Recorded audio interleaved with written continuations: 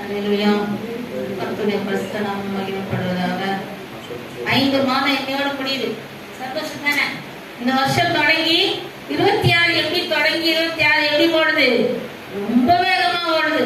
நம்ம ஓடணும் இல்லையாது, ஓடிக்கிட்டே இருக்கு. அதனால இன்னைக்கு சொன்னதெல்லாம் ஞாபகத்தை வச்சுக்கோங்க. ஜெபம் பண்ண முதல்ல ஆண்டவரே என்னால இது முடியணும். நான் வாக்குப்படையில் போகணும். நான் இங்க இதுக்கு போகணும். அந்த என்ன போகணும், பழனி மலைக்கு, அந்த சென்ட் தாமஸ் மவுண்டன் போகணும். என்னால முடியணும். நீங்க எனக்கு உதவி செய்யுங்க ஆண்டவரேன்னு சொல்லி கேளுங்க. கர்த்தர் செய்வார். ஏன்னா தடை இல்லாம எல்லாரும் போனா எப்படி இருக்கும்? அந்த இடத்த போய் பார்த்துட்டு வரலாம். ரொம்ப நாள் இது அது கிட்டத்தட்ட ஒரு 2 வருஷமா சொல்லிட்டு இருக்கோம்னு நினைக்கிறேன். போவே இல்லை. தமிழ்ச்சி ஒரே ஆசை, போனோம் போனோம் போனோம், எப்போ போவோம் எப்போ போவோம்னு. ஆனா தடை வந்து இந்த மாதிரி ஆகஸ்ட் 15 என்ன முன்னாடியே நம்ம பிளான் பண்ணிடுவோம். அதனால போறதுக்கு தடை வராதுன்னு நினைக்கிறேன். 2 வேன் முன்னாடியே சொல்லிட்டோம்னா அழகா போயிட்டு பஸ்ல ஏறி இறங்கி ட்ரெயின்ல இருந்தா ரொம்ப ரிஸ்க், முடியாது. இந்த மாதிரி போனா எல்லாரும் வரணும்னு இருந்தா நம்ம கிட்டத்தட்ட சின்ன சபை தான், ஒரு 30, 15, 10 பேர் ஒரு வேலை உட்காந்துருக்கோம். அழகா போயிட்டு நல்லா நிம்மதியா போயிட்டு வரலாம். அங்க போய் கொஞ்ச நேரம் ஜெபிக்கலாம் கூட. ஏன்னா நம்ம தமிழ்நாட்டுக்காக வந்து அவரை மறிச்சு அந்த இடத்துல அவரோட சுண்டு விரல் அங்க இருக்கு. அவர் தோமாவோட சுண்டு விரல் இருக்கு அந்த இடத்துல. அதையும் ஒரு கண்ணாடி பாக்ஸ் வச்சிருக்காங்க.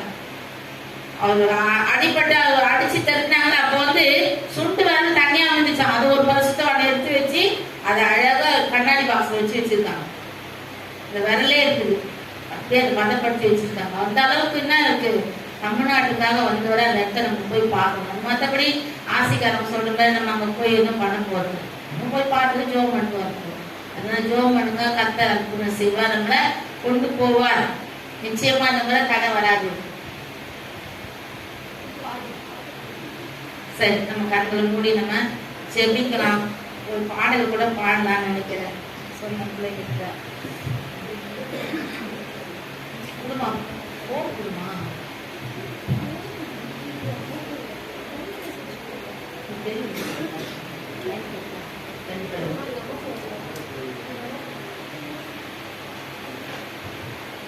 இந்த பாப்போமே உங்க பிரசனத்தை விட்டுட்டு எப்படி வாழ உங்க சமூகத்தை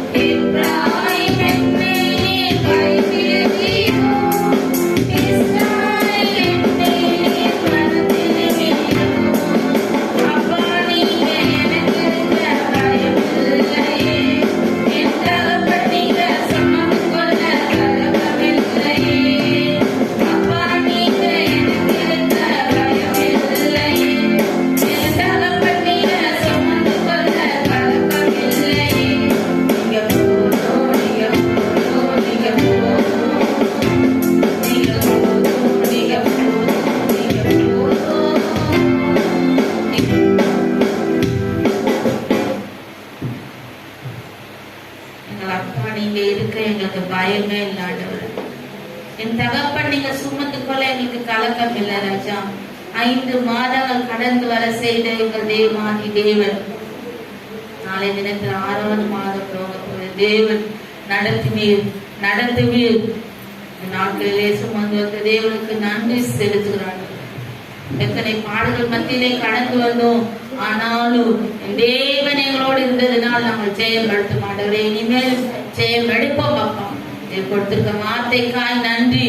அந்த வார்த்தை எல்லோருக்கும் பிரயோஜனம் உள்ளதாய், அவங்களோடு பேசுகிறதாய், அவர்கள் ஆண்டவரே அப்பா தைரியப்படுத்துகிற வார்த்தையாய் இருக்க போறதுக்காய் நன்றி செலுத்துகிறோம் ஆண்டவரே. நாங்கள் கலகமா இருந்தா கூட இந்த கலகங்கள் நீங்கி என் தேவன் எனக்கு துணை நிற்கிறார் என்று இன்றைக்கு தைரியமாய் நாங்கள் சொல்ல போகிறோம். அதற்காக நன்றி செலுத்துறோம். தொடர்ந்து எங்களோட தங்கியிருங்க. இயேசு மூலம் ஜெபம் கேளும் எங்கள் ஜீவனுள்ள நல்ல பிதாவே, ஆமென். கர்த்தர் நல்லவர்.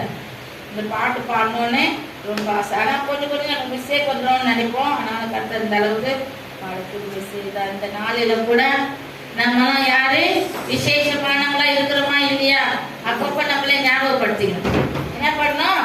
நான் விசேஷமா இருக்கிறேன், அதனாலதான் கர்த்தர் என்ன சுகமா வச்சிருக்காரு. ஆமாவா இல்லையா? ஆமான்னு சொல்றவங்க மாத்த கைதிக்கா இல்லையா சொல்லுங்க. நான் விசேஷமா இருக்கிறேன், அதனாலதான் கர்த்தர் என்ன இந்த இடத்துல வச்சிருக்காரு. ஆமென். கர்த்தர் என்னை விசேஷமா வைத்ததுனால, அவர் கண் முன்பாக நான் எப்பொழுதும் இருக்கிறதுனால என்னை இந்த மட்டும் நடத்தி வரார். இந்த 5 மாதங்கள் நினைத்து பாருங்க. யாருக்காவது உடம்பு சரியில்லாதாச்சா? எல்லாருக்கும் உடம்பு சரியில்லாதாச்சு. எவ்வளவு வேதனை வந்தது. குடும்பத்துல பிரச்சனை, குடும்பத்துல சோதனை, குடும்பத்துல சண்டைங்க எல்லாமே வந்தது. ஆனாலும் நம்ம எப்படி நிக்கிறோம்? ஸ்ட்ரைட்டா நிக்கிறோம். ஏன்? இப்ப என்ன பாட்டு பாடணும்? அப்பா என்ன சுமந்து வராரு. எல்லாம் சொல்லுங்க, ஏசப்பா என்ன சுமந்து வராரு. அதனால நான் என்ன இருக்கேன்? நான் தைரியமா நிக்கிறேன். எப்பவுமே வேதனை வரும்போது, சோதனை வரும்போது என்ன பண்ணக்கூடாது?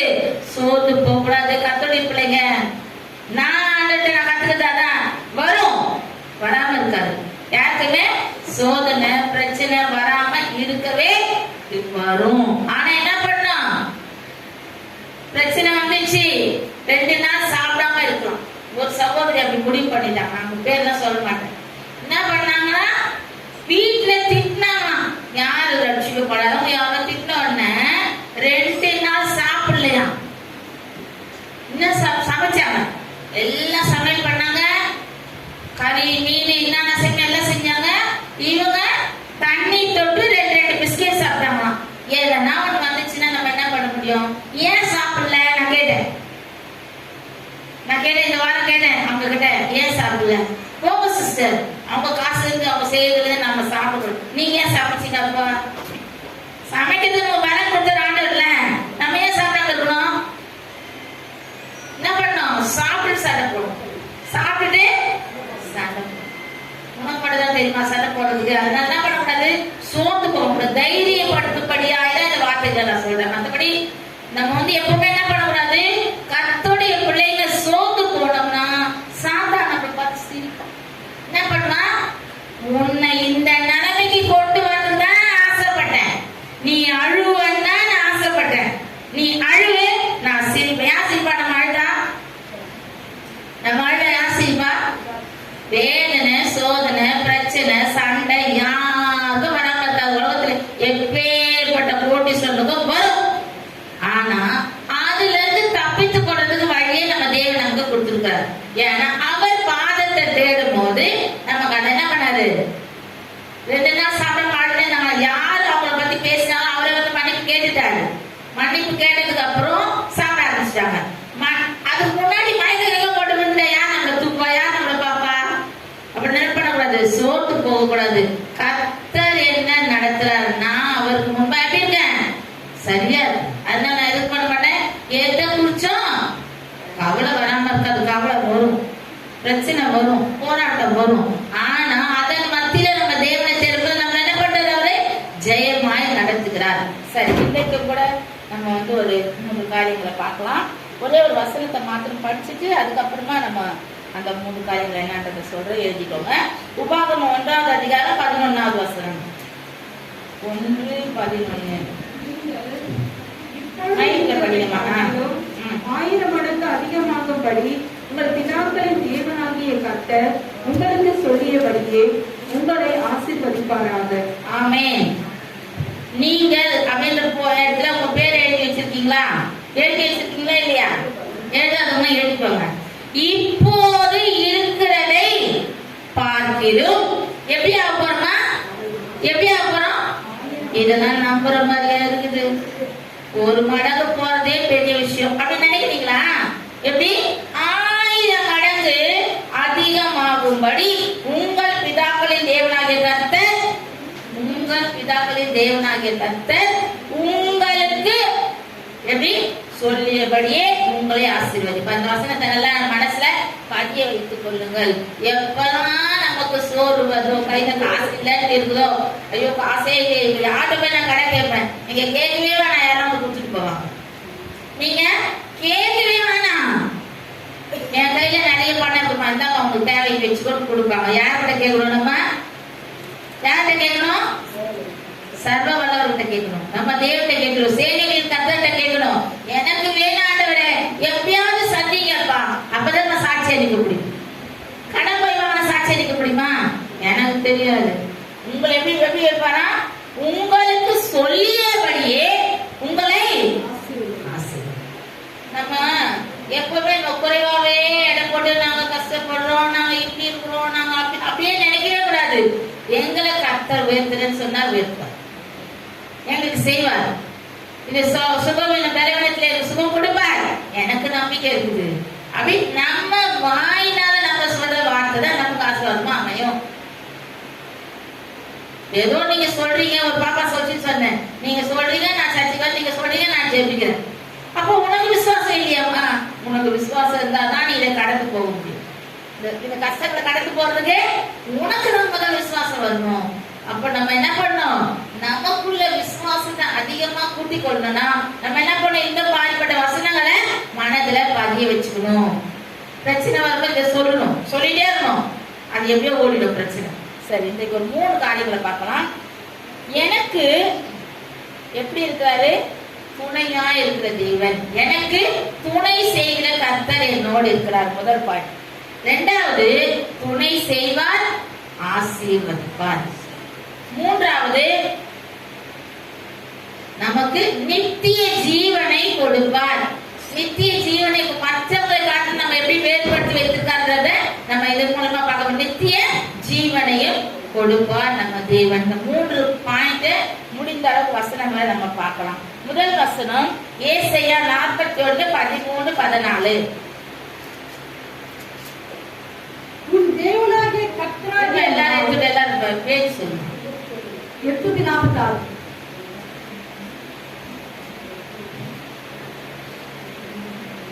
படிக்குமா? உன் தேவனாய் இருக்கிற கர்த்தராகிய நான் உன் வலது கையை பிடித்து பயப்படாதே, நான் உனக்கு துணை நிற்கிறேன் என்று சொல்கிறேன். யாக்கோப் என்னும் பூச்சியே, இஸ்ரவேலின் சிறு கூட்டமே, பயப்படாதே, நான் உனக்கு துணை நிற்கிறேன் என்றும் கர்த்தர் இஸ்ரவேலின் பரிசுத்தரும் ஆகிய உன் மீட்பர் உரைக்கிறார். என்ன சொல்றாரு? உன் தேவனாகிய கர்த்தர் நான் உன் வலது கையை பிடித்து, எப்படி வலது கையை நம்ம அப்பா நம்மளை பிடிச்சிட்டாருன்னா, நம்ம அம்மா நம்ம பிடிச்சி என்ன பண்ணுவோம்? வேகமா நடக்க ஆரம்பிச்சுட்டா பிள்ளைங்க என்ன பண்ணுவோம்? அம்மா பிடிச்சிருக்காங்க, எங்க அப்பா பிடிச்சிருக்க, ரோட்ல பயம் இல்லாம நடந்து போவேன். அப்போ நம்ம தேவன் நம்மளை உண்டாக்குனவர், நம்ம உருவாக்குனவர், நம்மளை பெயர் சொல்லி அழைத்தவர், நமக்கு எல்லாம் வச்சுட்டு உதவி செய்கிற நம்ம தேவாதி தேவன் வலது கையை பிடித்து என்ன சொல்றாரு? பயப்படாது. எதுக்கு பயப்படுற? வர சோதனைகளை, எல்லா பிரச்சனைகளை பார்த்து என்ன பண்ணாத? பலவீனங்களை பார்த்து பயப்படாத. யாராவது சொல்லுவாங்க, பயப்படாதீங்க சிஸ்டர், உங்களுக்கு கஷ்டம் வரும்போது நான் பணம் கொடுத்து உதவுறேன். தேவனும் போது என்கிட்ட சொல்லுங்க. எப்படி தேவனும் போது செய்வாங்க நினைக்கிறீங்க? செய்ய மாட்டாங்க அந்த நேரத்துல. ஆனா இந்த தேவன் எட்டேட்டுக்குள்ள நம்ம தேவன் மரண மருந்து நடத்துகிற தேவன் என்ன சொல்றாரு? பயப்படாத, நான் உனக்கு துணை இருக்கிறேன், வலது கையை பிடித்திருக்கிறேன். பெரிய கோடீஸ்வரர்களுக்கு கூட இப்படி ஒரு தைரியமான வார்த்தை கிடைக்காது, நமக்கு கிடைச்சிருக்குது. நம்ம யாரு? பாக்கியவான், பாக்கியவதி.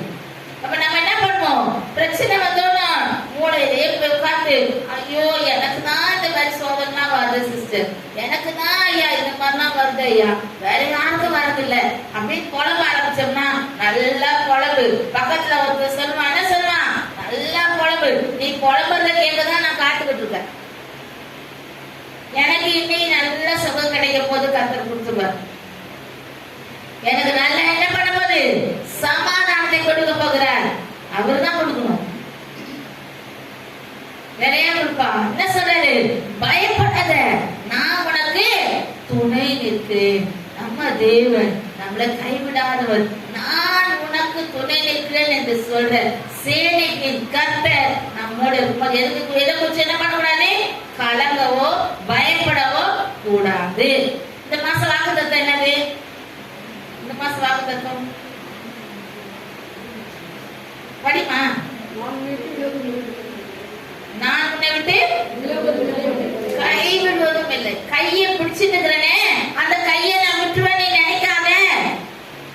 பிரச்சனை வரும்போது விட்டுட்டு போய் வரணும் ஆண்டவர் இல்ல, நம்ம ஆண்டவர் பிரச்சனை வரும்போதுதான் நம்ம கையை பிடிச்சிருக்கார், அதிகமா நடத்துவாரு. நம்ம என்ன பண்ணக்கூடாது, எல்லாத்துக்கும் பயப்பட்டோ, எல்லாத்துக்கும் என்ன பண்ணக்கூடாது, சோர்ந்து போயோ, எல்லாத்துக்கும் புலம்ப கூடாது. சிலர் வந்து சின்ன சின்ன காரியங்கள் கூட என்ன பண்ணுவாங்க, உடம்பி தள்ளிக்கணும். அவங்க கூட இருந்தா நமக்கு நல்ல என்டர்டைன்மெண்டா இருக்கும், நல்ல டைம் பாஸ் ஆகும். ஏன்னா அவங்க புலம்பதை கேட்க கேட்க நமக்கு எப்படி இருக்கும், அப்பா பேசுறதுக்கு ஒரு ஆள் இருக்குது. பேச ஆரம்பிச்சுன்னா சிலர்லாம் என்ன பண்ண மாட்டாங்க, வாயே மூடணும். ரெஸ்ட் எடுப்பா, கொஞ்சம் சொல்லணும். என்ன சொல்லணும், கொஞ்சம் ரெஸ்ட் எடுப்பா, நீ பேசிக்கிட்டே இருக்கிற.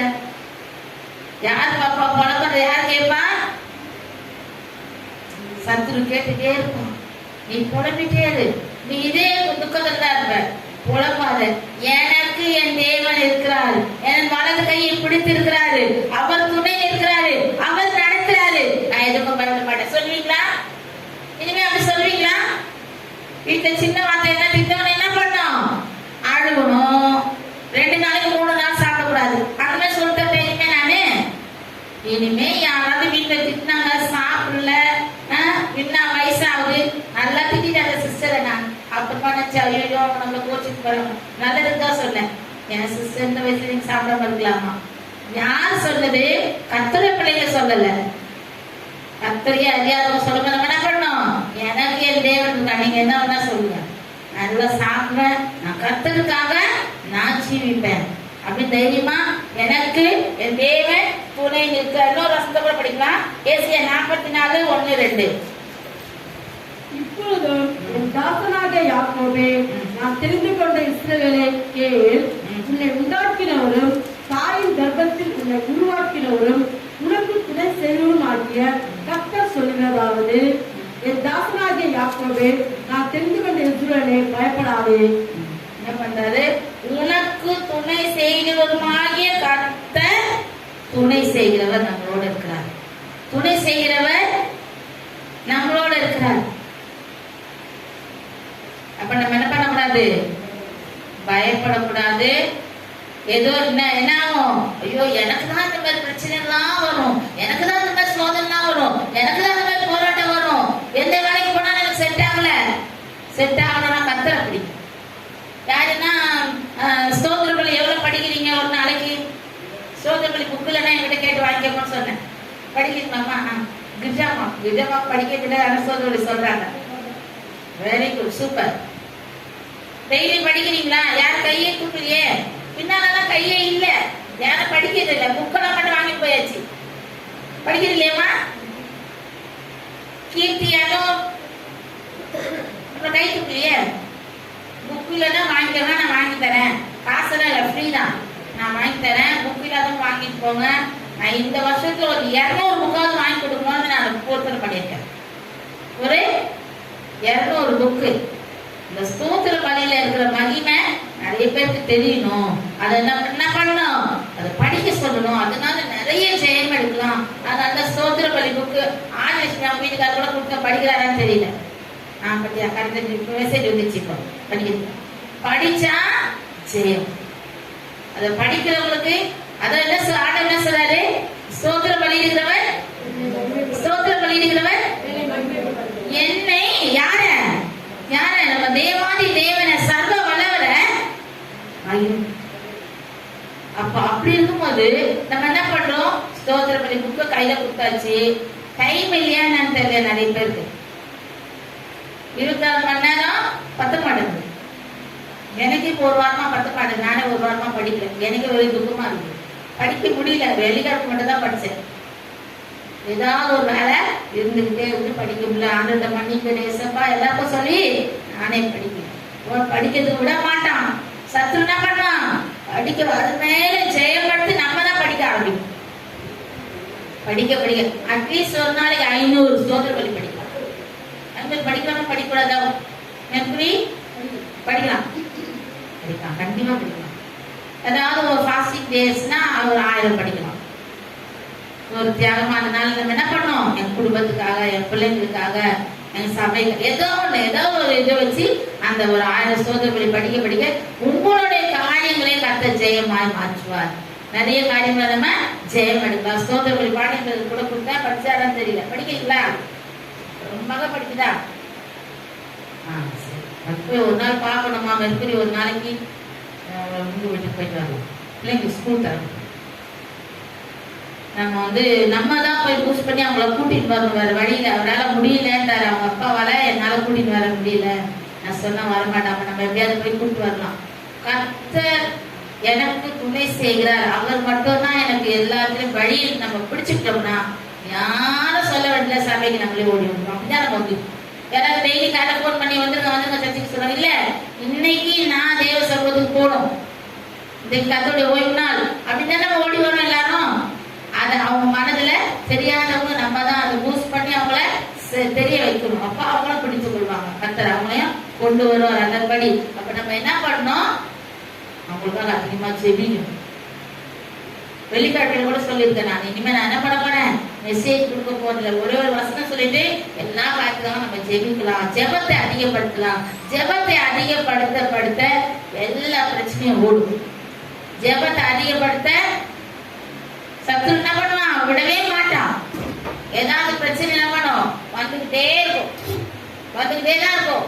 ஜெபம் அதிகப்படுத்த முடியாது. ஆனா அதன் மத்தியில நம்ம ஜெபித்து ஜெயம் எடுக்க வேண்டும். இன்னொரு வசனத்தை படிக்கலாம். ஏசாயா 57.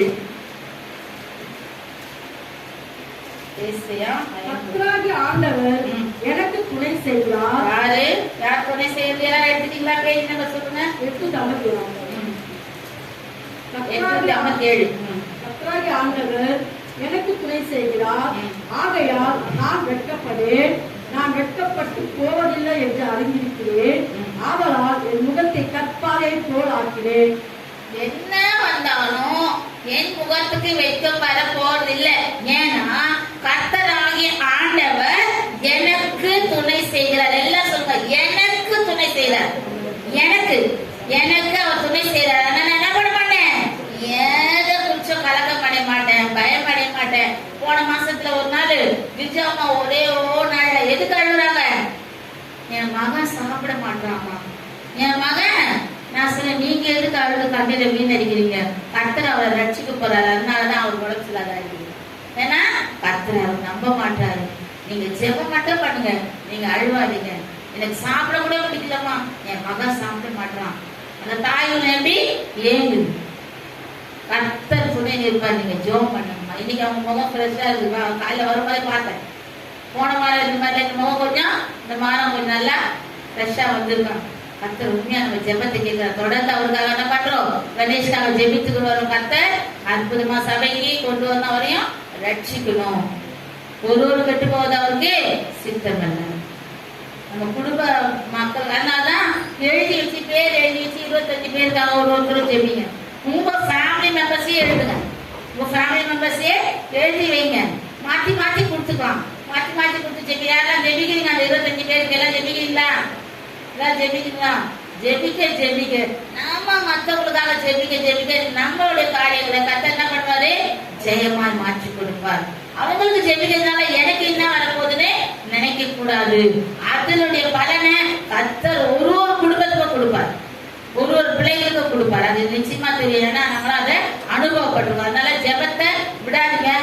25 பேருக்குன்றதே எல்லாரும் சொல்லி சொல்லி என்ன பண்ணுங்க, ஜெபி. பேரை சொல்லி சொல்லி வாசு ஜெபிங்க. அது 25 பேருக்காக. கர்த்தர் ஒருத்தர் ரட்சிக்கப்பட்டா கூட ஒரே ஒரு பாவி நிமித்தா பரலோக ராஜ்யத்துல மிகுந்த சந்தோஷம் உண்டாயிருமா. இப்ப மிகுந்த சந்தோஷம் வந்தா நம்ம என்ன பண்ணோம், அந்த ஒரே ஒருத்தருக்காக நல்லா ஜெபிக்கணும். ஜெபிக்க என்ன பண்ணுவோம், ஜெயம் பண்ணுவோம். ஜெபிக்க அவர் தலையசைப்பார். என்ன பண்ணுவாரு, எலியாவின் தேவனே அவர் இறங்கிடும் நேரமே, எலியாவின் தேவனே அவர் இறங்கிடும் நேரமே,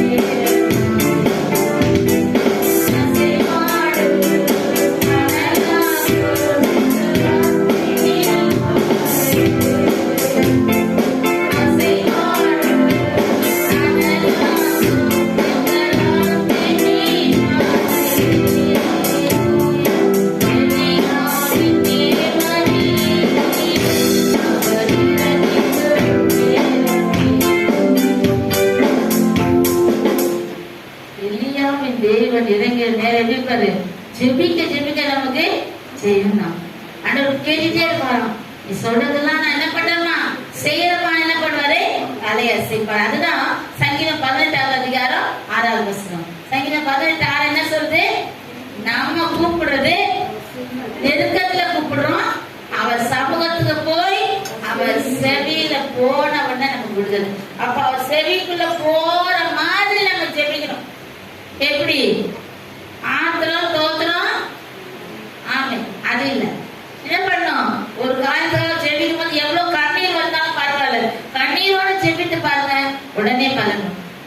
என்ன பண்ணும், கண்ணீர் வந்தாலும் என்ன பண்ணும், உருக்கமா இருதயத்துல யாருக்காக ஜெபித்தாலும் பரவாயில்ல, அது நம்ம குடும்பத்தாலா நினைச்சுக்கணும், என்னோட வாழணும்னு நினைச்சிடும். அப்படி நினைச்சு அவங்களுக்காக நம்ம என்ன பண்ணுவோம், பாரப்பட்டு ஜெபிக்கும் போது கர்த்தர் உண்மையான விடுதலை கொடுப்பார்.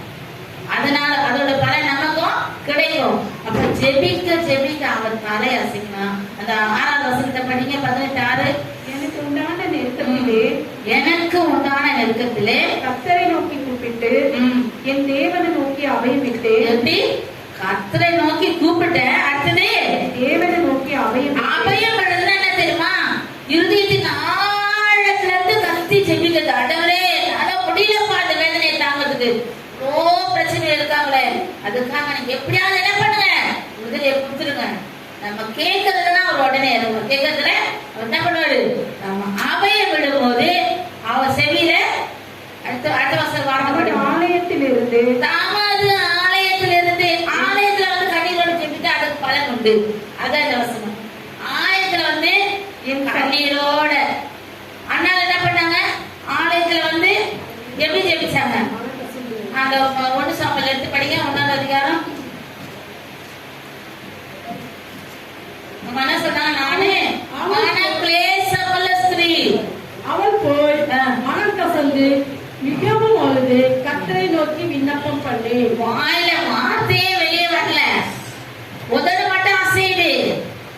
அதுதான் கேட்கிறாரு ஏலி. என்ன கேட்கிறாரு வந்து, நீ என்னமா குடித்து வைத்திருக்கிறியா, என்னமா எப்படி பண்ணிட்டு இருக்க நீ.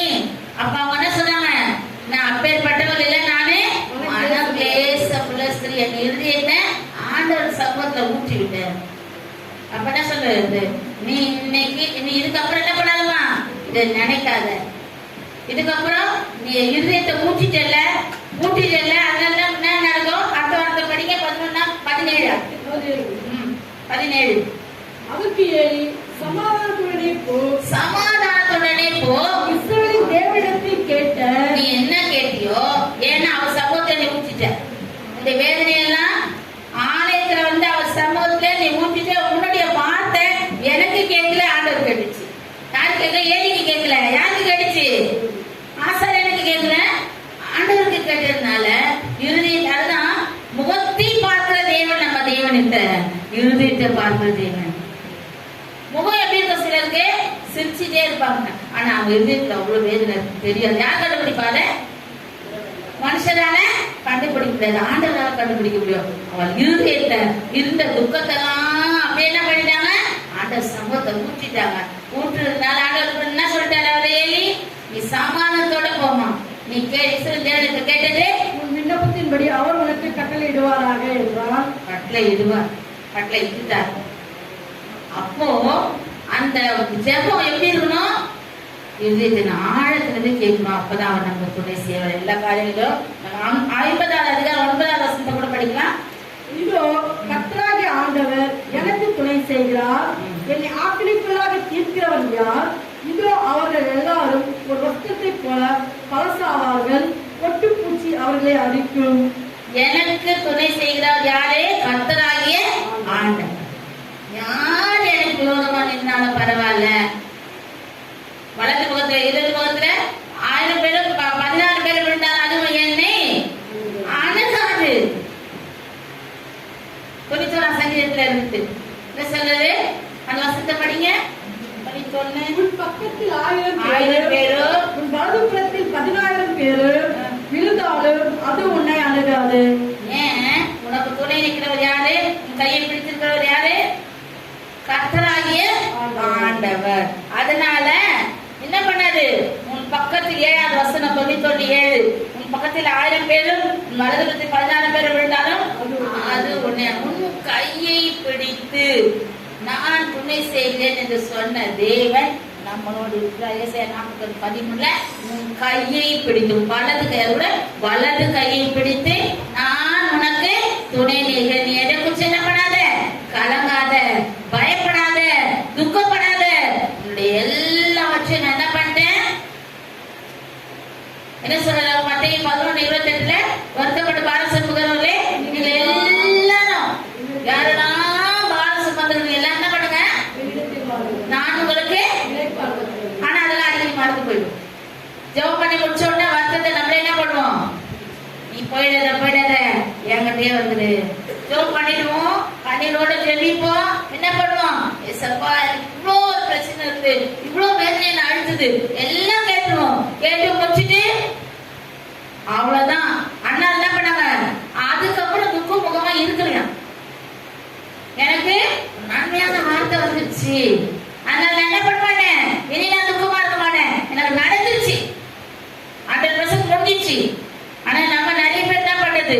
உங்களுக்கு எனக்கும் சேர்த்து நான் சொல்றேன், ஜாப் பண்ணிடுவோம், அடுத்ததுக்கு சத்துரு நம்ம அதை விட மாட்டான். ஐயோ இந்த காரியம் எப்படி நடக்குமோ தெரியலையே, என்ன பண்றதோ தெரியலையே. என்ன பண்ணணும்? நம்ம அந்த பிரச்சனை மறுபடியும் நம்ம என்ன பண்ணுவோம்? வா வா வா நான் உங்க சுமத்துக்கு ரெடியா இருக்கிறேன். என்ன சொல்றாரு? வருத்தப்பட்டு பாரம் சுமக்காதீங்கம்மா, நீ என்கிட்ட வந்துட்டீங்கல்ல, நான் ஒரு விடுதலை தரேன். அதை என்ன பண்ணோம்? நம்ம எப்பவுமே இந்த வசனங்கள் எல்லாம் மனதுல பதிய வைத்துக் கொள்ளும் போது நமக்கு அதிக தைரியம் உண்டாகும். கர்த்தர் எனக்கு துணை நிற்கிறார், அவர் என்ன நடத்துவார், அவர் எங்க காரியங்களை ஜெயமா மாற்றுவார் அப்படின்றத நம்ம எப்பவுமே என்ன பண்ணோம்? இப்ப இந்த ஜூன் மாசம் நிறைய பேருக்கு என்ன ஆகுது?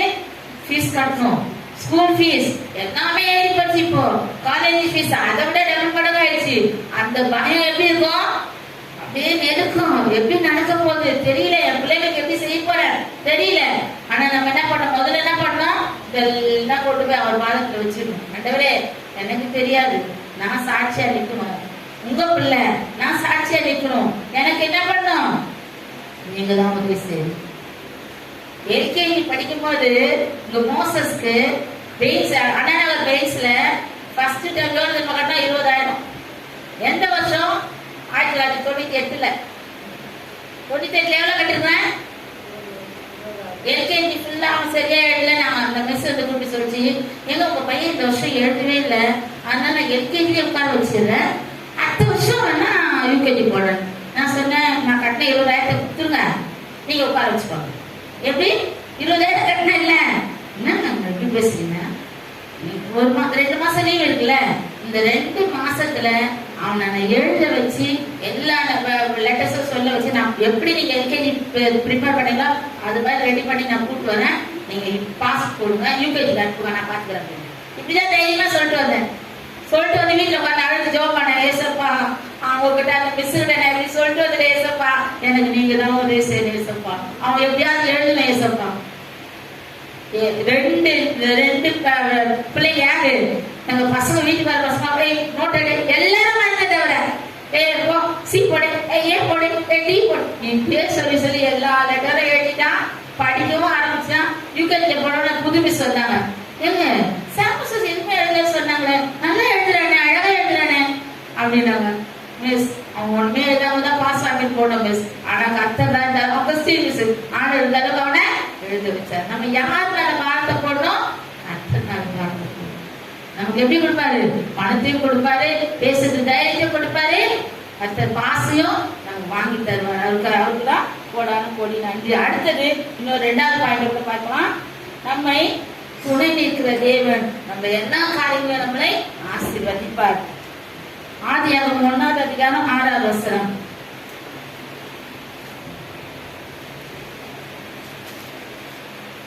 பின்பு தேவன் ஜலத்தின் மத்தியில் ஆகாய விரிவு உண்டாக கடவுள் என்றும் ஜலத்தை பிரித்த கடவுள் என்றும் சொன்னார். இல்லைங்க 11 அப்பொழுது கர்த்தர், இதோ ஜனங்கள் ஒரே கூட்டமாய் இருக்கிறார்கள், அவர்கள் அனைவருக்கும் ஒரே பாஷையும் இருக்கிறது, அவர்கள் இதை செய்ய தொடங்கினார்கள், இப்பொழுதும் தங்கள் செய்ய நினைத்தது ஒன்றும் தடைபட மாட்டாது என்று இருக்கிறார்கள்.